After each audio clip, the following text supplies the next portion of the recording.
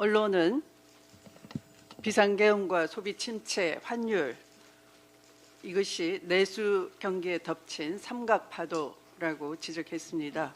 특히 연말 특수를 기대했던 내수 경기가 짙은 암흑이 드리웠다며 소비 심리 위축 등 코로나19 때보다 더 어렵다고 했습니다. 국민이 못 살겠다 외치니 윤석열은 오히려 반국가 세력 운운하며 끝까지 싸우겠다 하고 자신의 영구 집권을 위한 친위 쿠데타를 정당하다고 강변하고 있는 이 상황은 바로 내란 상태를 할 것이고 빨리 조속히 종식이 되어야 할 것입니다. 자세한 이 국정안정 대책에 대해서는 다른 분들께서 말씀이 많을 것 같고요. 저는 이 비정상의 상황을 조속히 회복할 수 있는 데 대해서 수사기관끼리 선의의 경쟁은 모르지만 이 수사의 현행범을 체포를 방해한다든지 하는 일에 대해서는 심히 유감이라는 말씀부터 먼저 드리겠습니다. 그 대표적인 사례가 어제 문상호 정보사령관에 대한 긴급 체포 요청을 검찰이 불승인했다는 것입니다. 검찰은 수사를 적법하도록 보완하고 지휘하는 그런 권한이 있을 뿐입니다. 설령 절차에 있어서 미비한 점이 있다면 얼마든지 그것을 보완해서 조속히 신병을 확보할 의무가 있음에도 불구하고 그러지 않았다는 것에 대해서 심히 유감이고, 이 문상호 전 사령관의 경우에는 검찰 쿠데타 세력이 군 내부와 결탁해서 계엄 쿠데타를 준비했다는 의혹과 관련해서 핵심적인 진술과 증거를 확보할 수 있는 핵심 인물로 지목되고 있습니다.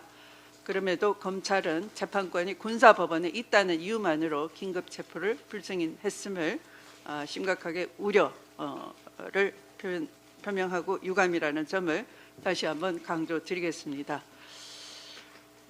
또한 헌법재판관을 이 권한대행 한덕수 국무총리가 임명할 수 있느냐에 대해서 국민의힘 당에서는 저의 말씀을 인용해서 과거 저의 말씀을 인용해서 헌법에 어긋난다라고 하고 있고 할 수 없다라는 그런 유언비어를 유포하고 있음도 심히 유감이라 할 것입니다. 8년 전 당시를 회고해 보면 헌법재판소장 박한철 소장이 당시 2017년 1월 말에 임기가 종료되게 돼 있었습니다. 그런데 박한철 소장 본인도 스스로 이렇게 말했습니다. 본인에 대한 후속 인사 권한에 대한 논란이 없이 이정미 재판관도 곧 3월 13일에 임기 만료되게 돼 있으니 헌법재판소는 이 탄핵 심판을 이정미 재판관 임기 만료 이전에 조속히 끝내기를 바란다라고 하면서 본인에 대한 임명 논란도 스스로 차단한 바 있습니다.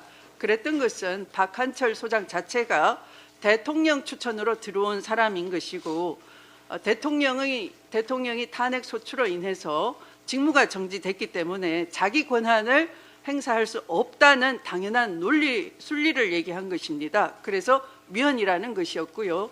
이번에는 고리된 분들이 국회 추천의 3인내에 해당하는 것입니다. 그렇다면 이것은 권한대행이 의무인 것입니다. 당연히. 그래서 지금과 같이 대통령 스스로가 친위 쿠데타를 일으키고 직무가 정지되어 있는 상황이기 때문에 8년 전과는 상황이 다르다라는 것이고, 8년 전의 대통령 추천목을 빗대서 직무정지된 대통령 권한 행사를 하는 것은 위헌이다라는 논리를 앞뒤 맥락을 자르고 저의 말을 인용해서 국회 추천 3인에 대해서 권한대행이 임명을 하지 못하게 하는 것은 그들이 바로 내란 공범이고 헌정 질서 문란 상태를 계속 이끌겠다라고 하는 내란의 후속 지속적인 선동에 불과하다, 이렇게 말씀드리겠습니다.